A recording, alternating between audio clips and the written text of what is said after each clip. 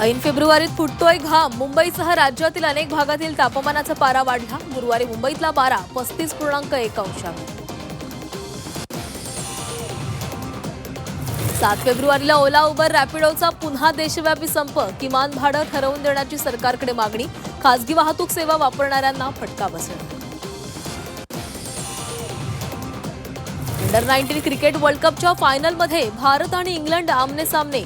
6व्यांदा Bharat विश्वचषकाची trophy उंचावणार का, याकडे चाहत्यांच्या नजरा. मेघालयमध्ये अनधिकृत कोळसा खाणीमध्ये भीषण स्फोट. 18 मजुरांचा मृत्यू. अनेक मजूर खाणीमध्ये अडकल्याची भीती. छत्रपती संभाजीनगरमध्ये तरुणीला जबरदस्तीनं ओढत नेत असल्याचं समोर. क्रांती चौक भागातील घटना. सीसीटीव्हीच्या आधारे आरोपी तरुणाचा शोध सुरू. पुणे विद्यापीठाच्या कुंभमेळा श्रमदानाला विरोध. श्रमदान करणाऱ्यांना क्रेडिट गुण देण्यास विरोध. रिपाई आणि संभाजी ब्रिगेडकडून आंदोलनाचा इशारा.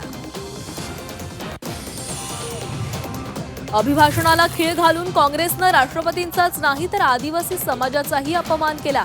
पंतप्रधान मोदींचा घणाघात. राहुल गांधी अहंकारी असल्याचाही हल्लाबोल.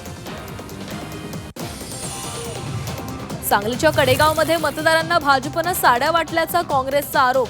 जिल्हा परिषद निवडणूक प्रचारादरम्यान कडेगावच्या वडिये रायबागमधील प्रकार. सख्खा भाऊ असलेल्या सदा कदमांना रामदास कदमांनी तुरुंगामध्ये टाकलं. भास्कर जाधवांचा रामदास कदमांवर आरोप. हप्तेखोर असल्याचीही टीका. लाडकी बहीण योजनेला अजितदादांचं नाव देण्याची आमदार अमोल मिटकरींची मागणी. मागणीवर विचार करणार मुख्यमंत्र्यांची प्रतिक्रिया. तर असा कुठलाच प्रस्ताव आला नसल्याचं प्रताप सरनाईकांचं विधान. निधी मिळणार हा विचार करून मतदान करा. नितेश राणेंचं राधानगरीतील सभेमध्ये वक्तव्य. निधी देण्याचे सर्व अधिकार मुख्यमंत्र्यांकडे असल्याचंही नितेश राणेंचं विधान. चंद्रपूर महापौरपदाच्या निवडणुकीमध्ये मोठा ट्विस्ट. काँग्रेसकडून 4 उमेदवारांचा अर्ज तर भाजपसह शिवसेना उद्धव बाळासाहेब ठाकरे पक्षाच्या उमेदवारांचाही अर्ज दाखल.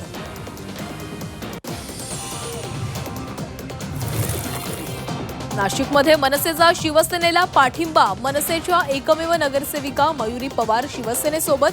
स्वीकृत सदस्यांसह समित्यांमध्ये वाढ होणार.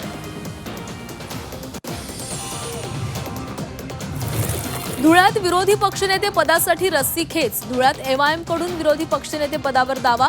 शिवसेना आणि एनसीपीचाही विरोधी पक्षनेते पदावर दावा. चंद्रपुरात महापौरपदासाठी वाद नाही. सत्तेसाठी एक पाऊल मागे जावं लागतं. विजय वडेट्टीवारांचं सूचक वक्तव्य.